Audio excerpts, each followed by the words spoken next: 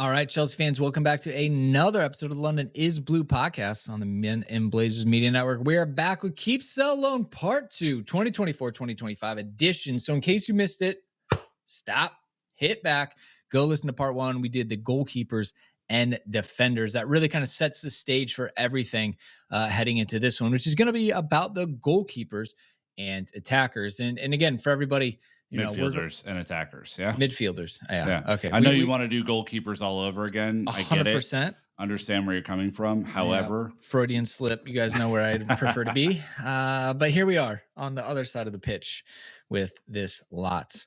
Again, this is year 9. Really having a fun time doing it, Nick. It's not only this, the end of season awards. Like there's a little bit of something to look forward to once the season ends. Yeah, it's fun to do these. Like I said at the end of episode 1. Go listen to that if you haven't.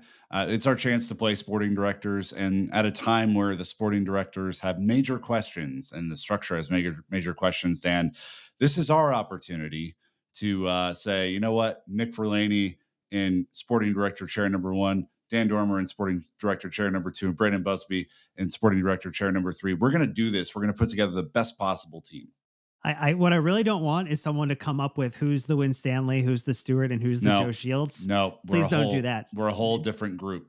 Definitely don't want that. And just in case you were going to watch through this one or listen through this one before going back to the goalkeepers and the defenders, the premise that we set for ourselves is you have to hit a 25-person Premier League squad. You have to make sure that you don't over-index and completely wipe out the team with sells throughout and have to go hire a brand new team. But you should be allowed a few spots for incoming transfers. Somewhere in the realm of 5 to 6 is most likely where we'll land. And, a homegrown player is someone who, before the age of 21, spent 3 years at the youth level in England. And so you need 8 of those on your 25-man Premier League side. You also have a limited number of under 21 or academy players too. But we've not stack the deck in that regard there. So should make for a fun conversation as we get into this next 2 groups who there's a fair few names to get there, Brandon. Yeah, which will be good. I tell you what, as much as I tease, there's some good stuff in here. So again, amazing community. We appreciate all of you. And what we call it out is because like in the end of season awards, we got a lot of voting to use. In here, we got everyone's opinion, like well over 600 people getting involved. So the 5-star reviews on Apple Podcasts and Spotify that you guys have left really helps us be seen by new Chelsea fans. YouTube is continuing to grow, well over 31,000 on the road to 50K. Free newsletter from Sam. So if you want written content on a weekly basis, check it out.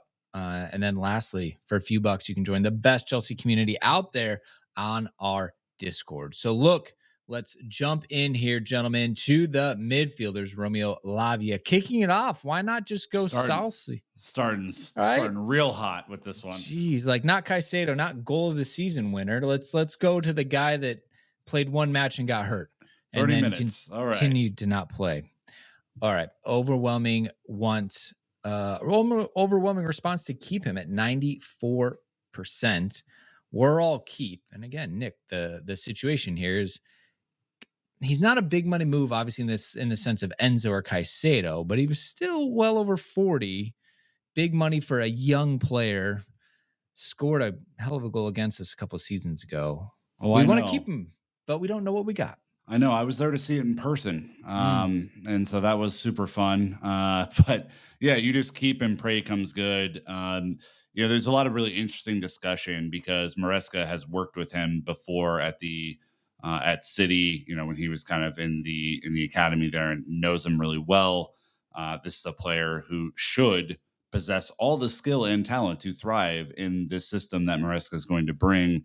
The short dynamic passes through midfield up to the 8s, or maybe he is an 8 and drives the ball forward and dishes out to the wingers or the center forward. So really, really intrigued, Dan, to see how they use him and just pray to God that he's available for at least 50% of the matches this season. That would be a 100% improvement from last year. That's actually probably in the thousands of percents, but we won't do the math on it. I'm not going to math check you, but yeah, you just want to see what you have with the player. There's not really a market for him And it doesn't seem like, with the size of contract that he got, that Chelsea are looking to move on from him at this point. And so he is not necessarily midfielder number 1, 2, or 3 on my list, but he is in the grouping of individuals that I would expect Maresca to have the opportunity to take advantage of this season. All right. Well, keeping it easy. Leslie Ogachukwu for number 2 here. 65% saying loan, right? 30% saying keep. There's not a big sell because, again, brought him in as a 19-year-old. The plan was he was going to be loaned to Strasbourg. Things fell apart. So I'm like, cool. Now let's run it. All right. New season. Time to run it, Dan. Get the guy minutes. He showed well at times for us. And again, making the jump to the Premier League as a 19-year-old, all these different things. You just kind of like wonder. We let Santos go to Nottingham Forest. Could he have done this role? I know they're not the same type of player, but at the end of the day, Ugochukwu was never signed last season to come in and play right away. He's one for the future. Yeah, that was the unfortunate element of the Moreira loan to Lyon having to happen Mhm. last season. And so it really blocked Ugochukwu leaving, which, you know, he got a chance to play because other people were injured. And then he got injured and then didn't feature for a really, really long time. And so get him alone, get him minutes, get him to a point where you understand who you have as a player and then make the jump there. I think you highlighted, Nick, maybe championship or France. Those feel like realistic homes for him next season with another team, and hopefully he gets a full season on loan somewhere. Yeah, I mean, I think if you were to true serum the sporting structure about this one, this all got really scrambled and chaotic, and him staying last season was simply a like he's the last person here probably sort of vibe because we screwed up some of these other things. So I think the loan makes a ton of sense. I mean, there's a player there. Is it a Premier League caliber player? Unsure. I think that's the thing that we have to figure out. The best way to do that is either a Premier League loan or a championship loan. And so I think with his physicality, Brandon, like that would be my preference is for him to go and really see if he can cut it and be a dynamic sort of number 6 or holder. And if he can, now you have an interesting conundrum for the future, but I don't think this player should stay with the first team this year. Oh, yes. So now that we got the hard ones out of the way, Enzo Fernandez, only a 98.2% keep, right? He's not even the highest on the squad. But I'm wondering if we might set a record in this episode. So keep. Nick, we've spent too much money as well to not do anything. We've seen some highlights as we looked at goals of the season. His free kick from last season, I'd forgotten about. We're just not playing him in his best position, I think. Yeah, the entire like I said this in the Ben Jacobs special, but the entire I think Maresca's entire tenure will rely upon him maximizing Enzo Fernandez. He is supposed to be the guy that you bought for a bajillion dollars and who's supposed to be this dynamic playmaker in midfield, who's supposed to be the key to unlocking some of these low blocks that you're going to face this season, especially in a high possession system. If you cannot maximize him this season, and I'm saying this with being dead ass serious, you have to consider selling him to Spain next season. Like that is where my head is at. You could still get a ton of value for him. He is still an incredibly talented player, but this would be year 2.5 by the end of this season. You'll know what you got in a player at year 2.5. So I think this is like, it might be controversial to say that, but like, I think the manager, Dan, needs to come in with a vision for how to utilize him so that he can bring his skills and talents, which are immense, and limit his deficiencies. I mean, before that, I think his remit is to go win games and figure out which players help him do that and which players detract from his ability to go out and do that. And I think there's probably not a bunch of La Liga clubs with a quarter of a bajillion dollars to unlock him from Chelsea's roster in the very near future. But look, we know he carried an injury for the large part of last season. We know that it's being rehabbed. We know that the club are most likely not allowing him to participate in the Olympics as a way to try and make sure that he is 100% ready to go for the start of next season. And again, he is a let's run it back. Let's see if you can give us what you were giving us at the half of season that we saw versus the full season that we saw. Because again, the early part of the season, there were a couple of good matches there, but then got injured, got aggravated, didn't look as sharp for the remainder of the season. Like a lot of players, I think he gets some type of pass for the fitness and injury issues last season. And let's see if you can get him healthy for a full year. Man, he's again young, World Cup winner, so much potential. And again, with the right system or a couple different tweaks, I think you can get even so much more out of him as well. But I also don't think he's going to stick around if things don't change here pretty soon, because he's going to expect to be winning trophies and be at the top, like you said, Nick. Moises Caicedo at 99.7%, just missing Malo Gusto's benchmark. In case you forgot, he had the highest rating with 99.8% keep in part one. Obviously, we're all going keep. How this wasn't 100, it's always shocking in these polls who puts loan, and I think that is a loan percentage there, that 0.3%. It looks yellow in our poll, so wild. I'm intrigued. So I went back and watched some of his Brighton tape, because that system is a little bit more similar than what Pacha's system was to what Maresca is going to play. He thrived there. I'm intrigued to see who he'll be paired up with on that right side, whether it will be Palmer out wide on the right, or if it will be a different sort of setup, whether Palmer's inside as an 8 or however it's going to work. So a lot of interesting thought exercises to do here, especially with the right back as well. But this is a guy, who could absolutely dominate next season for us. And hopefully we'll also get spelled at times and rotated and given some rest throughout the season, because it could be a long old season. Ended the season on a high, and you hope that you just is going to continue to step up to even another level next season.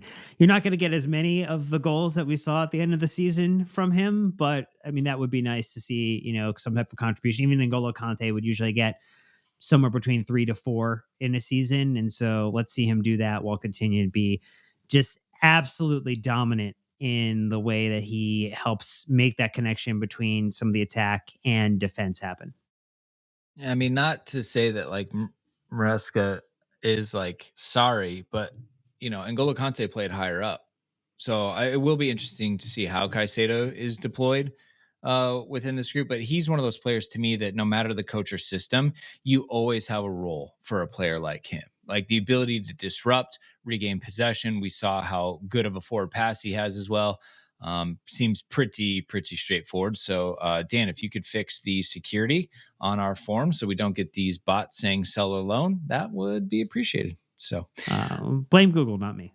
Yeah, well, just that small little startup. Anyways, we're going to take our first ad break. When we get back, homegrown hero Connor Gallagher. That's Captain Connor to you. Thank you to sponsors, and we'll be right back. As promised, Connor Gallagher with 84% keep, 16% sell, no loan. It's in or out. The problem is, Nick, we're not pulling the shots here, right?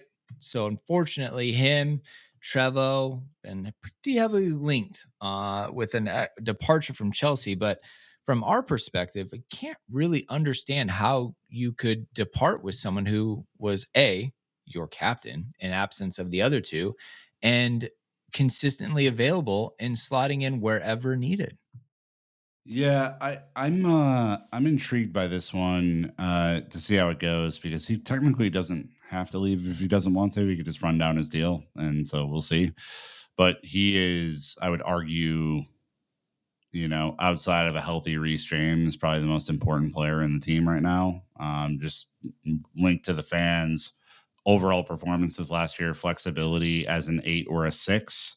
I think there could be a really interesting flex in with him as an 8. We saw him do that really well at his Palace loan, and this would be, in a 4-3-3, a very similar sort of role. I think that's where he's best. His ability to get forward, track back, help out.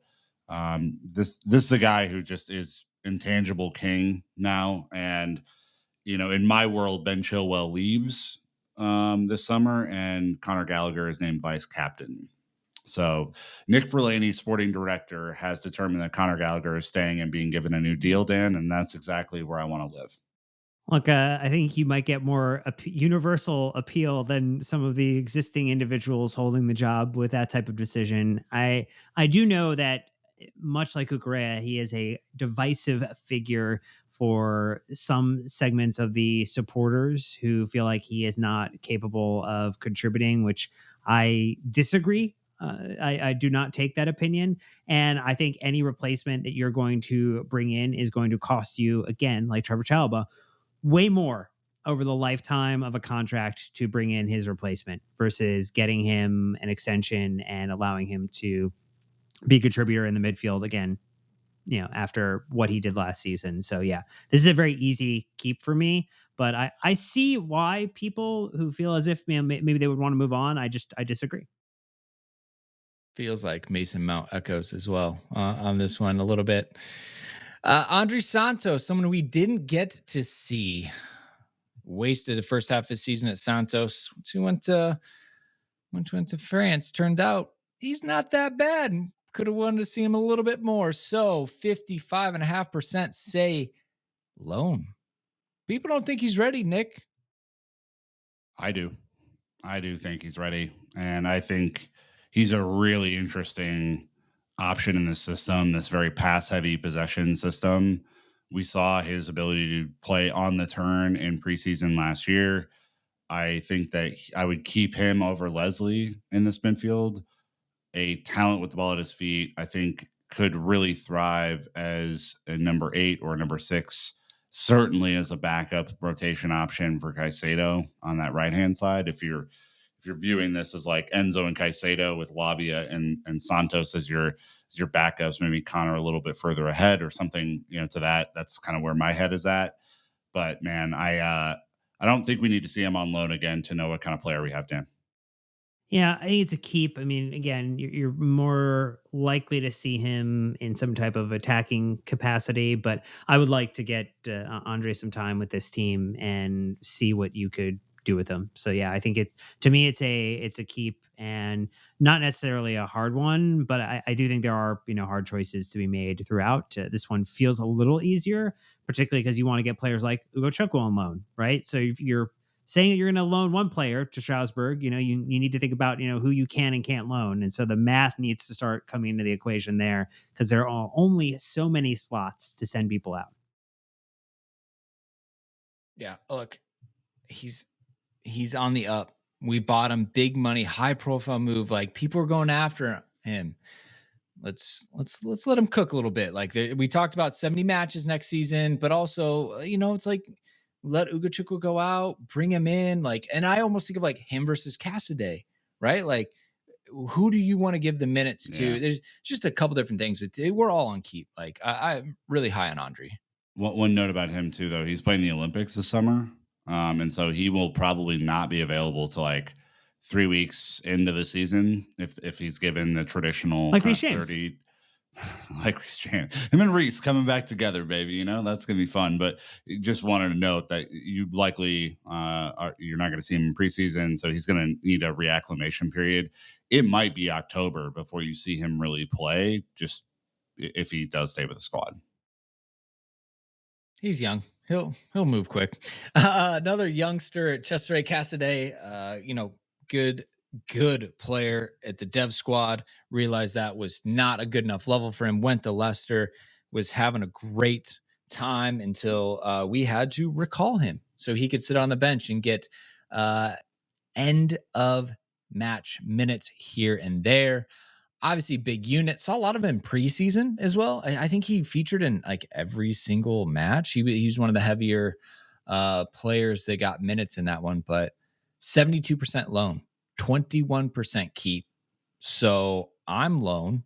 Dan, you think we need to keep him though? So my thought with the keep is the fact that Maresca had a chance to observe him. He featured 22 times, 8 starts for Leicester City last season in the first half of the year before he came back and then played basically no minutes for Chelsea's senior team and was there more of a warm body situation.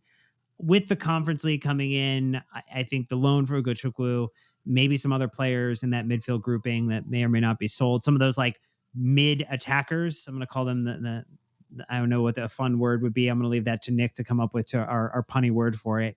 But I think that he could get some solid minutes with this team, and I'd be curious to see. I mean, he almost might be more of like a second striker, really, in terms, but actually be a midfield classification.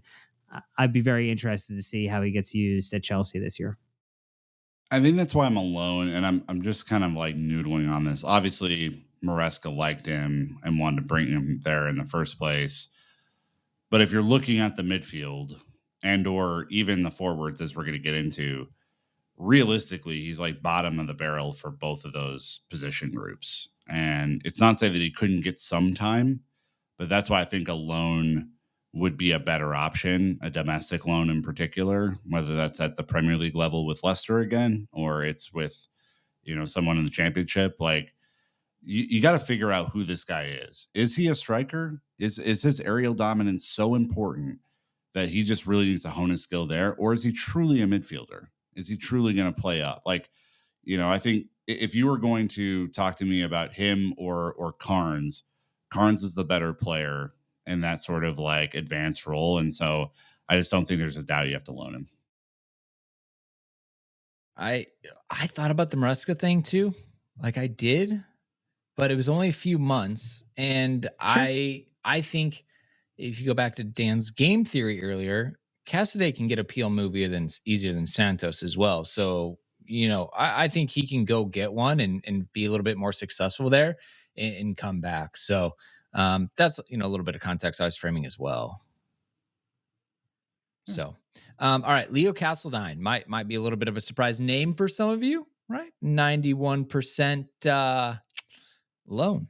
No surprise there. So academy player coming up. We got to see him obviously with the first team much while we're including him, but Nick, it's this is the natural progression for Leo and where he's at as a young player. Yeah, I mean, after listening to the Cobham Crew Academy specials all season, it feels like he's the next one. It feels like he's the next one in line, line of succession of academy players coming through. I think you need a really good loan, see kind of how he fares, and come out the other side in the following summer. See if you have something that you want to integrate into preseason and into the squad. I know there's a ton of hype around him. I just want to see him go thrive beyond our, the walls of Cobham and get out there and do his thing. So very excited for him though, because I think he's the next one. Yeah, for sure. All right. Well, let's kind of pause there because those are midfielders, right? Kind of the central aligned players and kind of see how our team is shaping out. So to remind everybody, had Enzo, Caicedo, Gallagher. I'm holding on to Lavia, and I opted for Santos, which might be a flex player. Dan, what about you? So, by the way, I've got 5 center mids because I'm thinking 3 spots.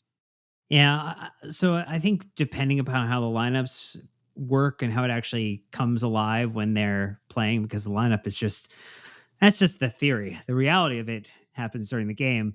I think Caicedo, Gallagher, Enzo, Lavia, Cassidy, and Santos could all have minutes and all have time to feature and flourish under Maresca next season. If you had to press me on one additional out, I would go with Cassidy, but I think there's time for him and Santos too. If we do the darndest thing and we go win every competition we're in, because that would be the most Chelsea thing to do after completely blowing up the season 3 days into it. Brandon and I have the same players, but in a different order. I have Caicedo, Gallagher, Enzo, Lavia, Santos. I need to see more from Enzo before he's my number one, and I'm excited to see what he does in the system. Definitely, I think he is an incredibly good player. Like my worry is around just how we use him and how we limit the things he cannot do as well. So, but I think Caicedo and Gallagher and Enzo are a really good midfield. I think it's a definitely a top 4 sort of Premier League midfield that's out there, and We'll see if they go achieve that this year. 100%. So, yeah, biggest change right there is that Nick and I have 5, Dan's holding on to 6 in the midfield. Again, 25-man squad. This stuff matters. We're going to take our last ad break. When we get back, all about the attackers, where we need the goals. So, thank you to sponsors, and we'll be right back. Okay, so attacker time. Wide attackers, Deep central breath, everybody. attackers. Yeah, the part of the pitch where we struggled the most. I think, look, if we did the mental gymnastics in the middle of the season, being like, we've created as much XG as some of the best teams in the league, right? We just weren't converting. Our problem was CFC Central's heartbreak repetition story that we blew big opportunities. We were creating big chances. We were just constantly missing them. So let's see how this section goes. So the first one up is Christopher Nkunku. Obviously, big signing. 99.8% keep. We have matched Malagusto here for the second time. I said keep and captain. That's probably a bit aggressive. Whoa. But I missed on my bet last year, Nick, so I got to double down. Double or nothing, baby. Can't wait to see what he does next year. This is going to be the house is being mortgaged. We're just this is crazy. Yeah, no, I mean, look, I think he's going to be something special in the system. I think his ability to time runs in a kind of slower pace possession system is going to be incredibly useful. I am so intrigued to see where he plays. Is he the left winger? Is he the central striker? Is he a more advanced 8 that kind of plays as a 10?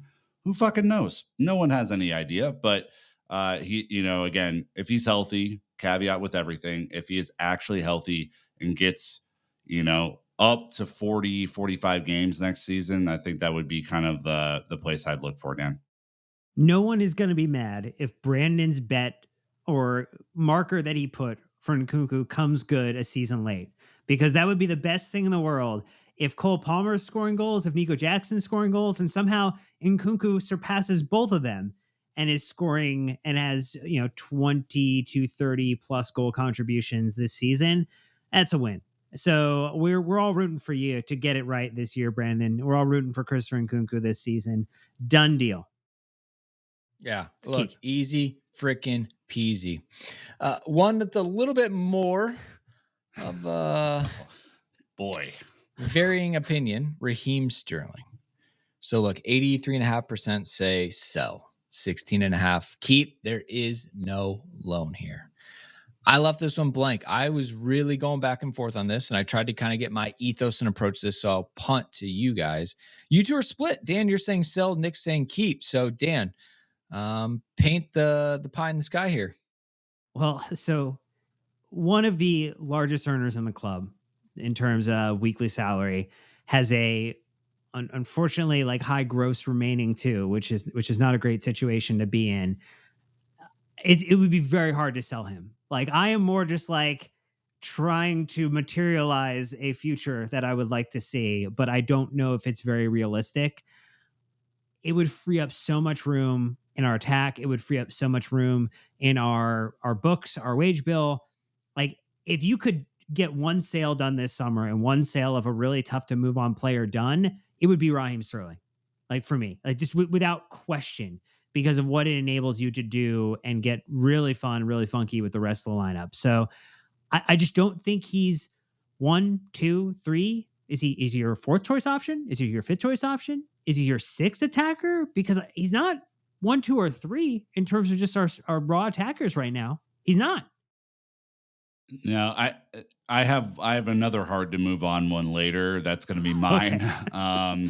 So I just don't see how you find a suitor for this one. I think you could find a suitor for D Saucy and some of the other ones that we put up, as sales in here. But I think he's played in a Pep system before. He's worked with Maresca before. Maybe he makes it work again in this sort of Pep ball sort of system. That's the optimistic view. I think if I had my druthers, he would have been on last season. But I think he's probably a super sub in this system. Comes on, plays 30 minutes, or is a rotation option, Brandon. But look, it's not been a match made in heaven, but he's still given us goal contributions at the same time. And so I don't think this is the one to like die on the hill for. I think this is like there's no chance he's going to be sold, and just make the best of it sort of scenario. So I've gone back and forth on this so much, and like I still am trying to figure out what exactly I want to do. But we did talk about this 12 goals and assists contributions in the Premier League. We need those. He's also one of a couple right-footed players. He's experienced. And the biggest difference is the Saudi Arabia market is not there this summer. It was there last summer. But I think too many people have gone there and were like, whoa, that league was not what I thought it was. And so players aren't going to go there. So Raheem's probably not going to go anywhere else in England, right? He's been to Liverpool, City, now Chelsea. Is he ready to go to MLS? I don't know. And where else does he go? That is where I struggle. And I'm thinking, hey, is he the worst guy to have in the squad? I actually don't. I think he's probably a good squad guy for these young players. And if he can chip in with double-digit goals and assists, like I think we take it. I take your point, Dan. He's on heavy wages, but that's also not his fault. And I Sure. don't know if we can do much around it. I think he's a bit of we're stuck. Last summer was the summer for Raheem to leave, and he didn't. So I think we're gonna have to wait this one out again. Hmm. All right. It's not a tough decision though. Cole Palmer. Yeah. Third one here at 99.8%. Not even What? Cole can get 100. What are these bots? Come on. What is happening? Who's going to loan Cole Palmer at this point? Yeah, What are I you mean, doing? maybe name yourself. Let us know on social Yeah. so we can have you on and have a conversation. Maybe they're like, hey, Um, we can clear the book. We can get PSR cleared with one sale. I'm sacrificing Cole 250 Palmer. million pounds. Yeah. If anything, you just got to figure out where is he going to play within this new squad. But there's no discussion to be had on Cole Palmer. It is the most obvious of obvious questions. The one thing I'm intrigued by, and this is more positionally in Maresca's system, is he in like an 8 or is he a winger? I think this is fascinating.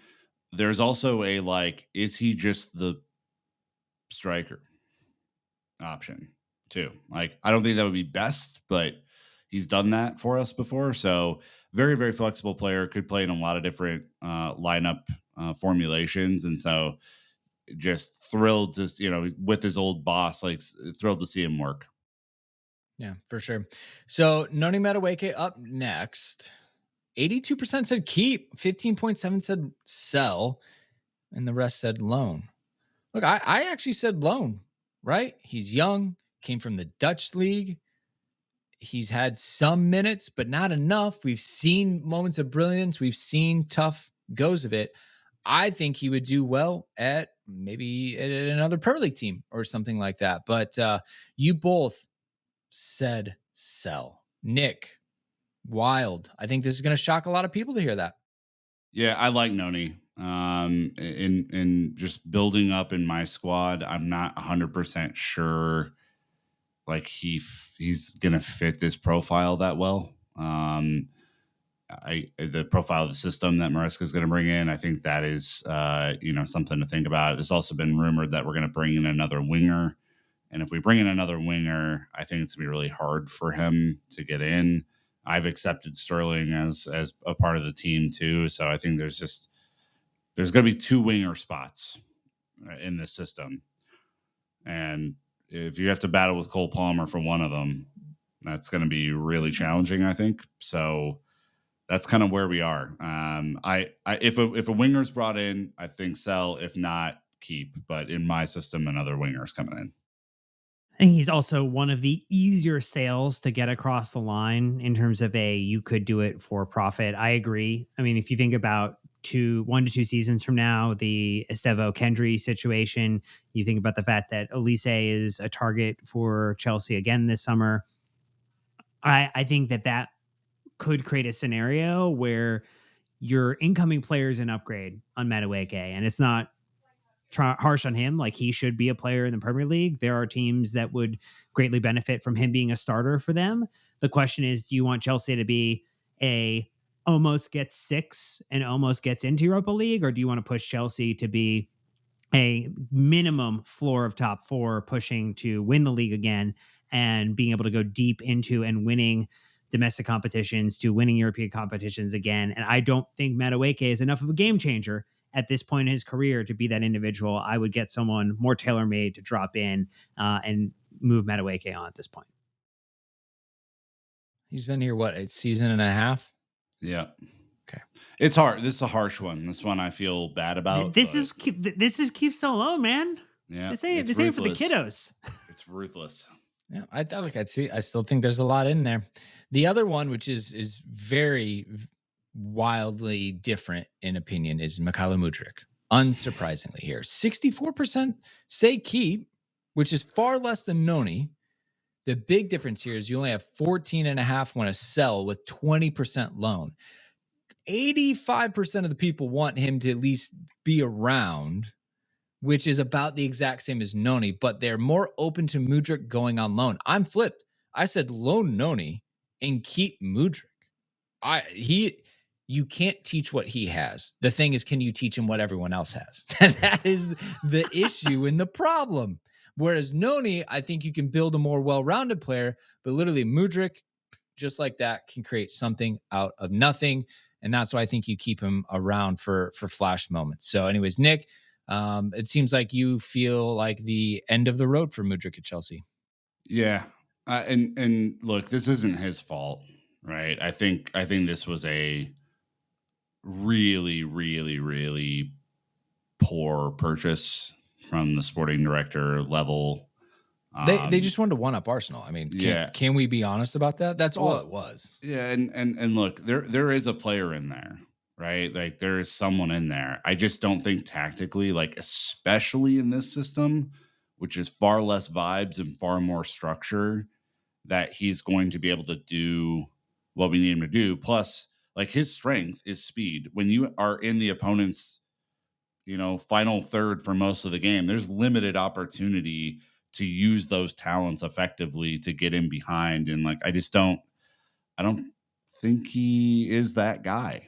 I know there's a lot of hopium in the voting here, the 64% that want to keep him. I have tried, and I'm completely empathetic to him in his situation, and continue to hope that Ukraine is able to fend off this assault of a war from Russia. But I think as of now, this is a loan with an obligation to buy or a straight up sale, and you just kind of, this is my version of Dan's Raheem Sterling. This is my, like, you got to cut your losses, you got to move on. I mean, when you factor in the fact, when you look at the fact that in terms of total minutes for Chelsea last season, it's the first time he's ever played more than 2,000 minutes in a season, and I think people still felt like we weren't getting a chance to see him enough. I mean, he did start 23 matches last season, 41 total appearances. I mean, the most ever at Shakhtar he had was just over 1,400, and that was 18 matches and 17 starts in that season. So this was a massive step up for him. I mean, he had 7 goals, 2 assists, 9 goal contributions, all competitions. I mean, the per 90 isn't great for all those, 0.4 per 90. I think you need to get him I am going to be an every game, week in, week out starter loan in some situation. I think the Bundesliga would be very interesting. Oh man, for me, if you could get him there, wherever Roberto De Zerbi ends up when he gets a job somewhere, because he claimed that Mykhailo Mudryk was going to be a future Ballon d'Or winner. Figure out how to make that connection happen again and get him going, because you either do one or two things. If the loan goes really well, you create an avenue to move on from him permanently with some type of what you're looking for, Nick, like a reclamation of the funds, or he comes back to Chelsea a better player. But I think in the same point, like if Madueke doesn't cut it, Mykhailo Mudryk definitely doesn't cut it in terms of like leveling up this attack. And so like that is where like the onus should not be on Cole Palmer and a couple of other people. Like it should be 2, 3, 4 people that you can really count on to bring in goals in this side. And I just think that you need more contribution from the Mudryk Madueke level of this grouping. Madueke at this point is the far superior player to me, and it's just like a footballing mind. I think interchanges with the rest of the team better, And if I'm selling Madueke, then by logic, I have to sell Mudrik or loan him to sell. Well, again, this is where things are getting real uncomfortable for some Hmm. people, and that's why we go through this.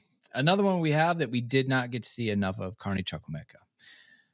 85.7% saying keep, 11.3 said loan, right? So just a small portion saying sell.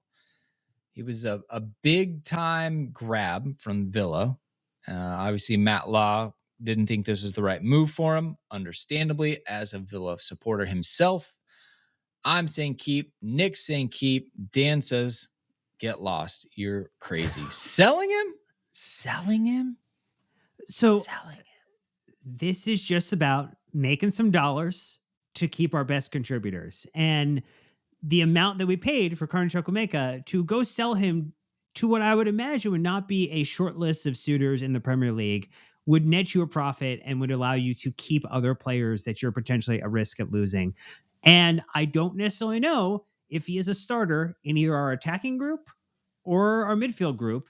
And I don't necessarily know if he's third down, fourth down, fifth down. Like I just that's my calculus here. Like, yes, I think he seems to be a great squad guy. I think that he would be fun as a rotational option, but I think it's just a matter of, he had a chance to feature for 261 minutes last season. That was down from the season prior of 372. And yes, he was injured for a large period of that. So that is something to consider.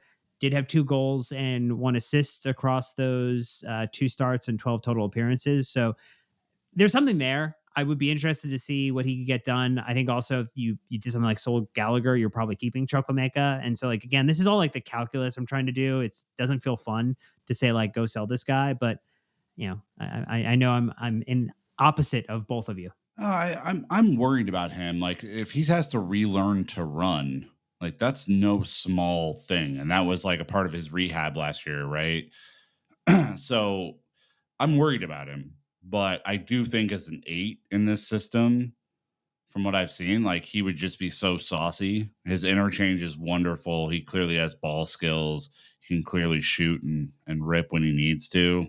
I would be fascinated to see what he could do as like super sub rotation option this year, building up minutes, building up confidence, see where he goes from there. But I don't think you're going to get any real fee for him right now, Brandon, for the limited amount of time that he has played. I think there's probably another season needed to build confidence in his ability.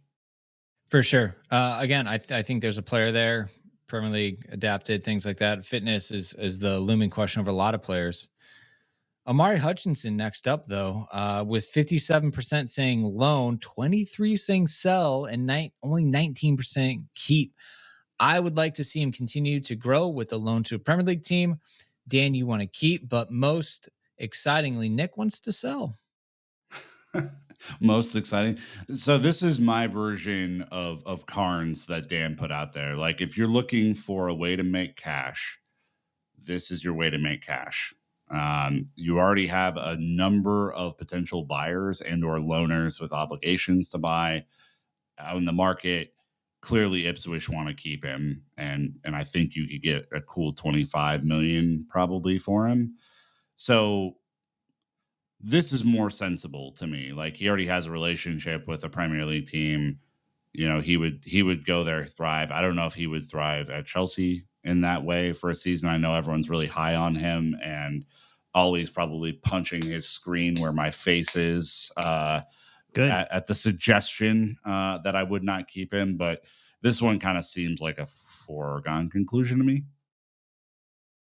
I think if I had the opportunity to keep one of, again, this is going to sound crazy to some people, Madueke, Mudrik, or Amari Hutchinson, I'm keeping Amari Hutchinson as like the developmental attacker for the year to see if he can hack it in the side. Because I've seen Mikhailo Mudrik for a season. I've seen Madueke for a season, and I kind of know what we've got there. This would be the interesting one to me, particularly with the view to future seasons when you're also going to have Kendry, when you also have Estevo. Like you're going to have some interesting decisions to make in 1 to 2 seasons about which attackers are going to flourish at Chelsea. And again, that's not a guarantee that those 2 names I mentioned are guaranteed to be phenomenal.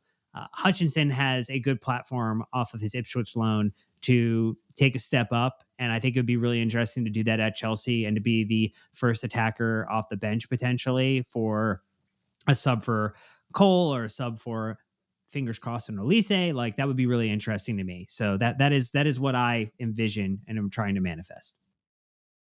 Well, I mean, again, tough decisions to be made on a lot of these different things. Amari is an unknown quantity in the Premier League, but I can tell you he was a huge transfer from Arsenal to Chelsea's academy. He wipes the dev squad like he's not even close, and had to battle through and had a good season at Ipswich. So I mean, clearly a player in there. David Washington, who we're probably less sure than even though Mari Hutchinson of what we got here. 92% saying loan, a small portion saying keep, and a little bit bigger portion saying sell. Look, I don't even have anything here. I'm just loan because like he's young. He's not going to play for Chelsea, or does he just sit at the academy? Those are kind of your two options. That he spent most of his time at the academy. I know he's on the bench for the Chelsea a lot this season, Nick, but like we didn't see him.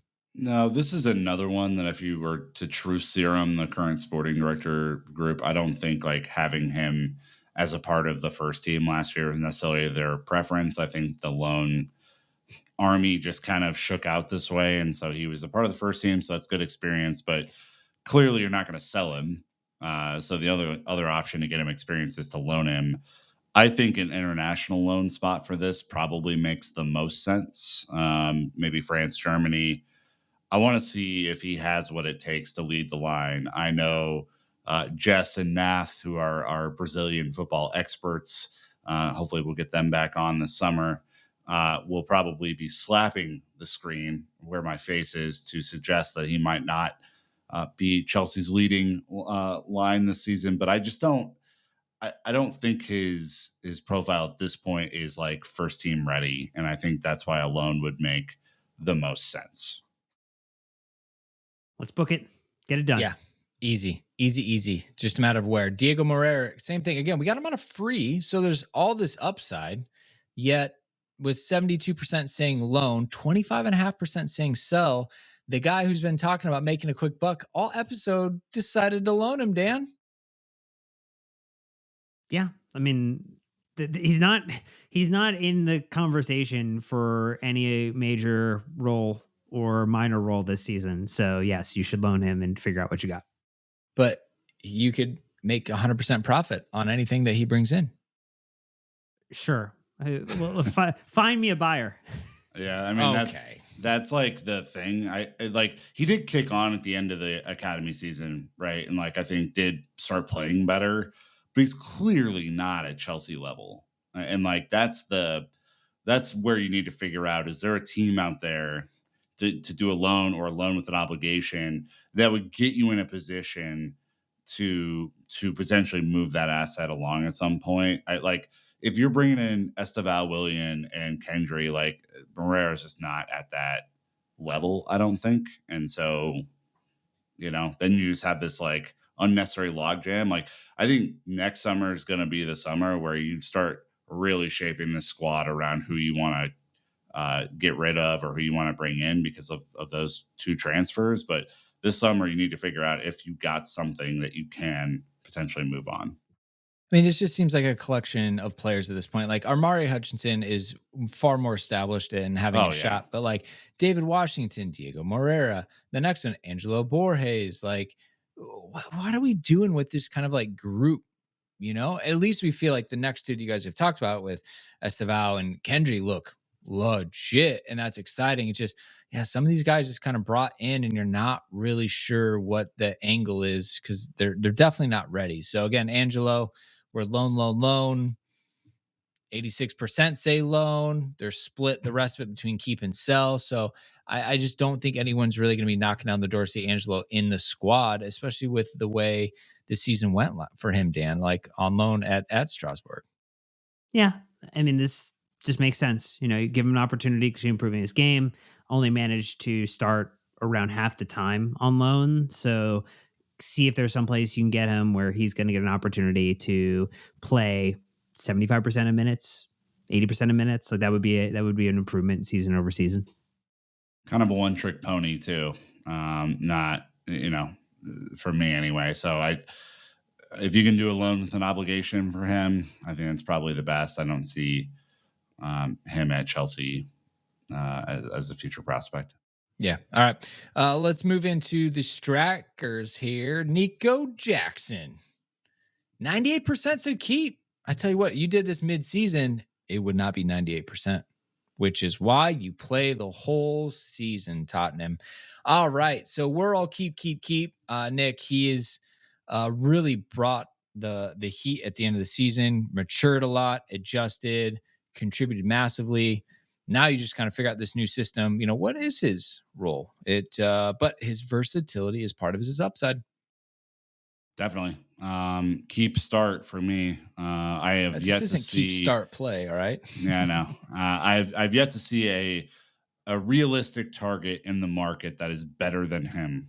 Um, you know, keep your Osimhen's. That's clearly not going to happen. Like Osimhen is a much better player than Nicholas Jackson, but that does not seem likely to happen. So I really am intrigued to see what he can do in this system as a striker. I think he did prove himself last season. This is going to be a different style of play. I think his passing ability, his on ball ability is going to become much more valuable this season, maybe than it was last season. And he needs to up his conversion rate. There's no doubt he has work to do as a player. But Dan, I'm still really, really excited about Nico Jackson. And if we cannot find someone that has bona fides better than Nico Jackson, he needs to be playing. I mean, yeah, he's your current striker number one. I think the profile of striker you go and get is most likely not someone who blocks his pathway. I think you're looking for someone who is rotational with Nico, maybe someone who is a touch older. I think we've seen the Ivan Toney links come back again, which I don't know if I necessarily agree with, but maybe structurally that profile is more interesting to me. I mean, I think total on the season 0.61, which I again goals plus assists per 90, which was down from the point 90 he had at Villarreal. But again, he went from doing 1,600 minutes to doing 2,800 minutes in a more difficult league and actually increased the total number of goals and assists that he had in 19 Yeah. just within the league. So like everything that you would want in terms of a platform for a upgrade season is there for him to continue to stack strength on strength. So very excited for the second season at Chelsea for Nico Jackson. Look, I don't think any of us watch and go, yeah, he's close to the finished product. And if he can scrap his way to that many, uh, great. This might be one of the most shrewd pieces of business we did outside of Cole Palmer for obvious reasons, especially because it's a big, big gamble coming in and just a small sample size of success for him at Villarreal. It was just towards the end of last season. So well done. You want to get everybody on the same page. Ask about Romelu Lukaku, right? 98% said sell. It's got to be 1.5% said keep and 0.5% said loan. Ideally, we just want to sell, sell, sell, sell. Dan, there's no path back. There's no interest. Like we thought we could play around with it at one point, but like, no, just finish off your career somewhere else and be done with it. Figure out how to get him to Napoli with Antonio Conte. Let them reunite. Let them go win the league together. Again. I mean, because that's just what will happen with Antonio Conte and Lukaku as a pair. Just sell him and be done. Whatever weird loan we have to do to get him off the books, Ziyech style or something, which is why Ziyech was not included because it's done, right? He's gone. Like that type of thing. Just get it done. Yeah. Easy, Yeah. easy, easy. Armando Broya, Nick, this is where one went really different this season. Yeah. Obviously, coming off the injury, when we weren't getting goals in like late fall, we are like, hey, give him a run. Let's see what he's got. He scored maybe a couple goals. Like, we saw some glimpses. 95.5% saying sell, right? Well, a little bit said keep, a fewer say loan. We are all on the sell train. It's just between what we saw and what didn't happen at Fulham, I think everyone's kind of decided that this unfortunately isn't going to be the right fit. Yeah. Harsh reality of the business. wish him well. I mean, obviously, huge potential with this player. Don't necessarily think he is a great option for a Maresca system anyway, but I don't think it will go that far as it stands today. And look, I feel bad because I think there was a future where he really did on an alternate timeline play well for Chelsea and lead the line. It just hasn't been this timeline, Dan. Yeah, it's a scenario where you're probably selling him at one of the lower points within his valuation. You Hmm. could argue that there would have been a better market last summer, even in the winter period, but you opted not to get that going, or you just couldn't find it or couldn't agree to the right terms. So you're kind of stuck at this moment. I think trying to recoup some of the money you need, and again, selling him means you potentially don't have to sell some of the other players that you are already first team players at Chelsea that you think should be and are already contributing at a level beyond what he can contribute at. All right. Well, as we continue to go, David Datro Fafana, DDF, thought it was going to be a perfect fit in Germany, was not, and came back to Burnley, made a bit of a splash in the second half of the season, but still 46.5% say alone. He's still not there. 36% say stay, sell, experiments over, and 18% saying keep. I'm loan, Dan's loan, Nick, your sell. Yeah, I just this feels like prolonging the inevitable if you loan him again. Like I think that it was a punt of a player, who had really shined in the Norwegian league, which is like not typically where we source our players, but I do think he has talent. I think he would do really well for a championship side or even like a lower Premier League side this season. If Ipswich or Leicester or someone else really wanted to come up for him. Uh, but I don't know if he's ever going to be Chelsea quality. And that is just where we're at.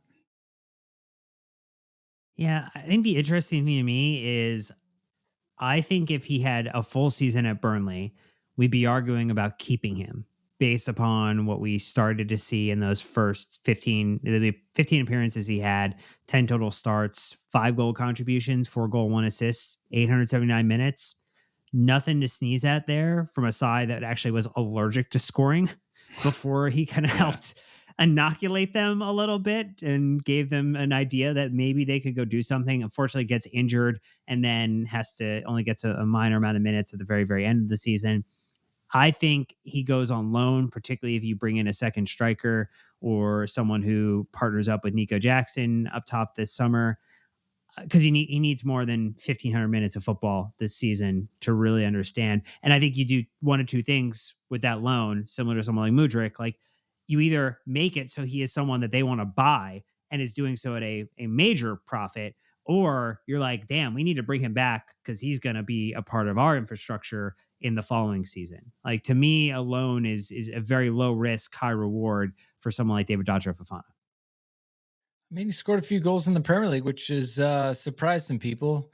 But again, it's I'm not gonna say I've watched enough to see, but this isn't one we should drag out by any means. Like, look, if you don't see market success in season two, uh, move quick if we can.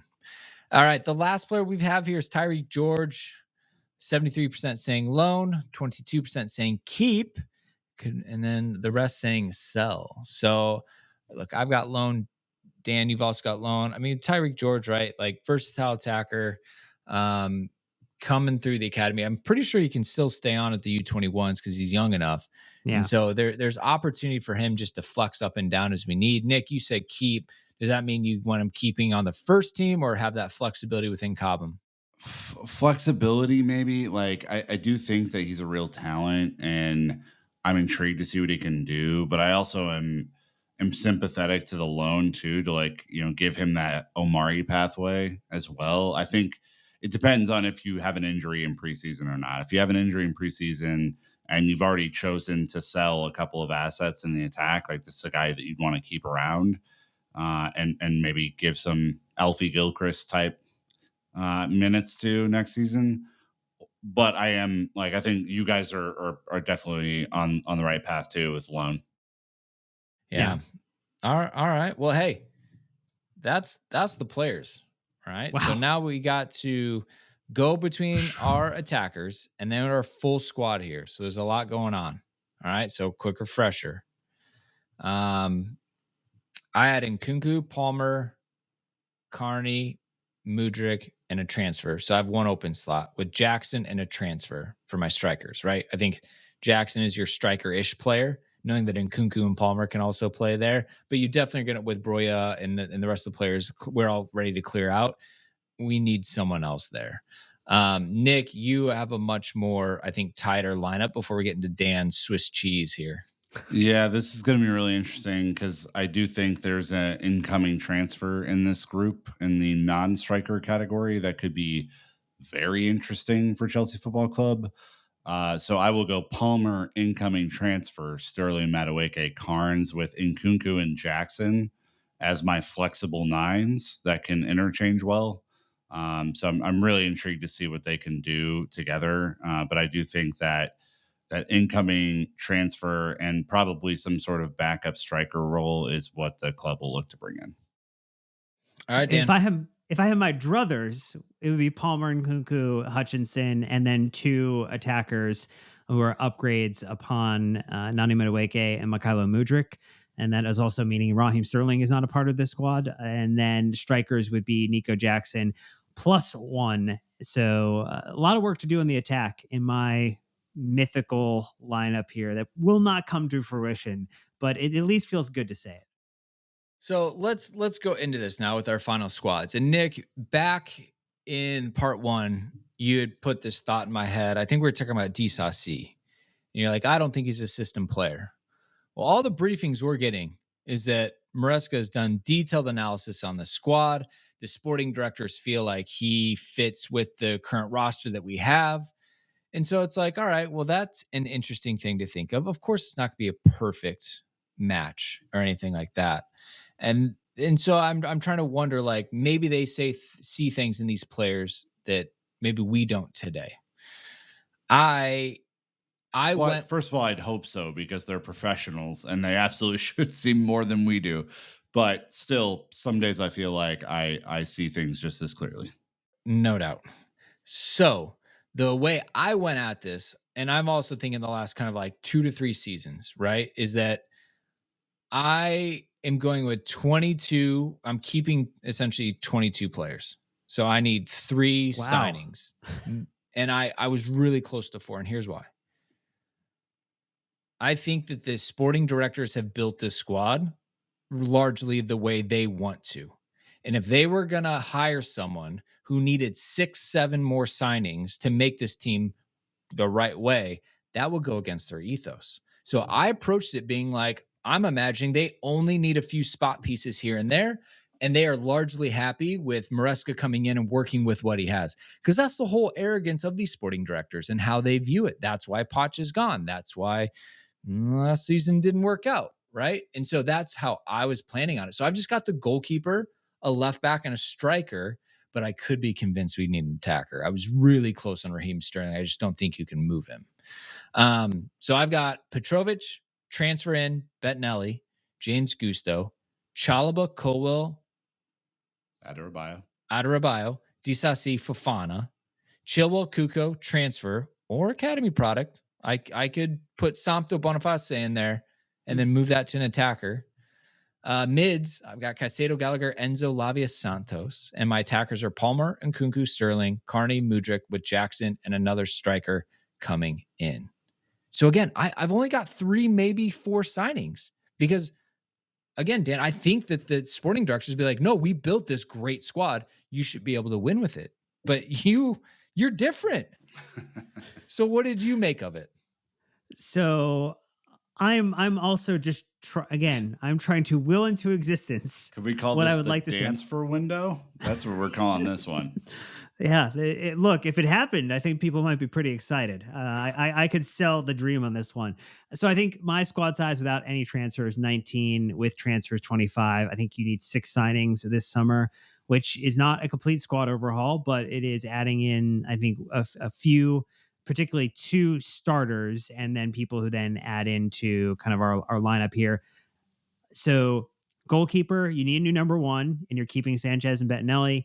Your right back situation is James Augusto. You have Chalobah, Colwell, and Tosin coming in along with Badiashile and Fafana as your center back core. You get a new starting left back and have Ben Chilwell as your deputy. Your mids are Caicedo, Gallagher, Enzo, Lavia, Santos, and Cassidy. And then your attackers, non-striker, Palmer and Kunku, Hutchinson. Give me two new attackers who are not Madueke, Mudryk, or Sterling. And then striker, give me Jackson plus another body.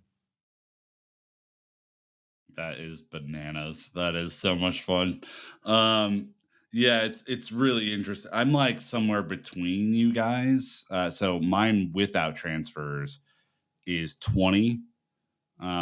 With transfers is 25. So the number of signings that you'll see in here: goalkeeper, center back, which is pretty much already done, left back, two attackers, a striker and a non-striker. So um, goalkeeper, again, Petro, new transfer, Bettinelli. Those are my goalkeepers.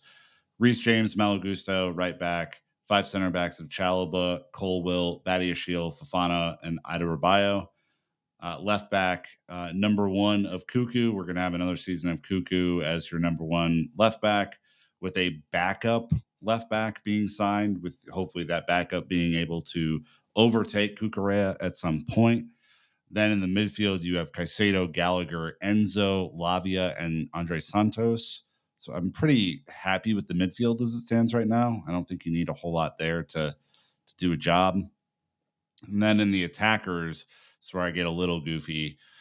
Palmer, incoming transfer, and I'm just like, Michael Olise out into the wind. There could be that's the big one for me. Like that one, I think your goalkeeper is probably going to be like not a super expensive signing. I think this would be the expensive one if you had to go for it. Sterling Madueke, or Sterling, sorry, not Madueke. I didn't keep Madueke, someone else. And Carnes, and then Jackson and Nkunku as strikers, with a backup striker being signed. So find out what I did with my lineup here. But yeah, I simply, I don't think we're making a ton of big purchases this summer.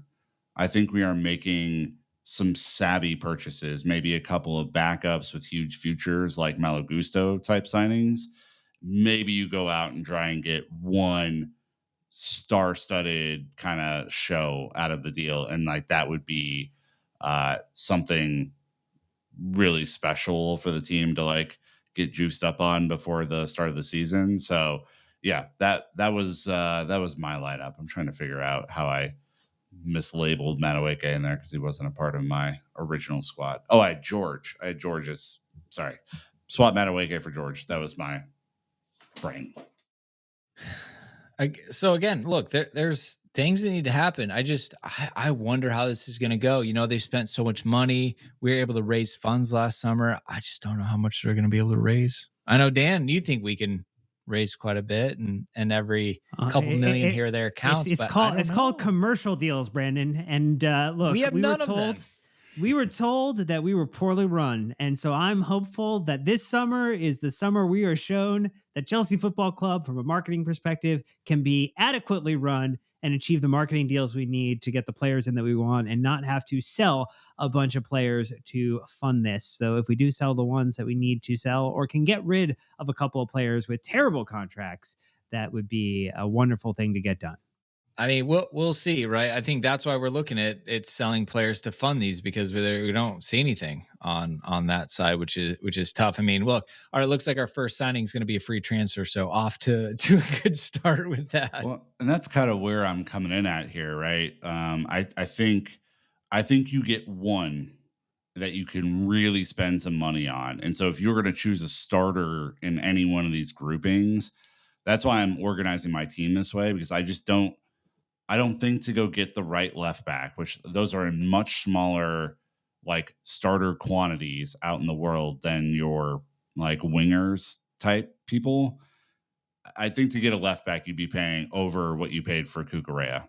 And like that doesn't make any sense to me. Like I think that is like crazy. That's bad money being spent over bad money. I do think you can get a backup striker for relatively cheap. I do think you can get a goalkeeper for a decent outlay.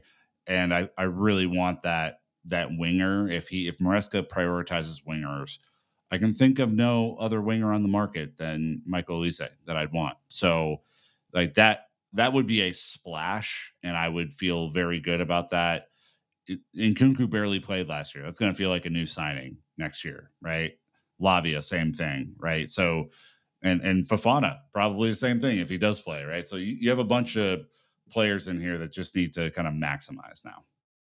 Yeah, it's gonna be interesting again, just with the unknown on some of these key players with fitness and things like that. And it's a busy summer, right? Like you, Huge. you Yeah. got international tournaments.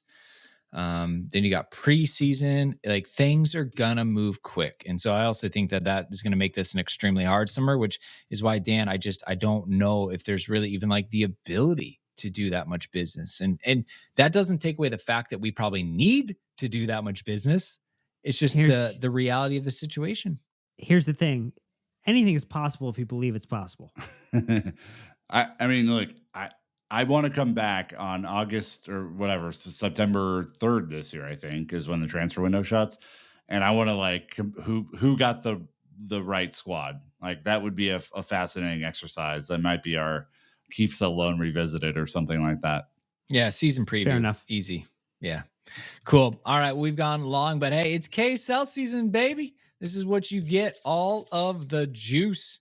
We weren't going to miss anything here. So the only thing that you should have are maybe opinions on what we said and enlighten us if we missed some easy ones. But trying to build an actual squad, meeting homegrown rules, PSR, all that fun stuff.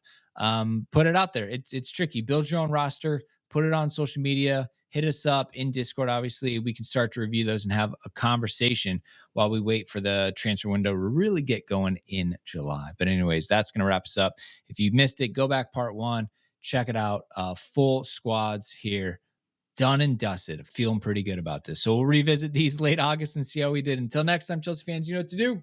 Keep the blue flag flying high.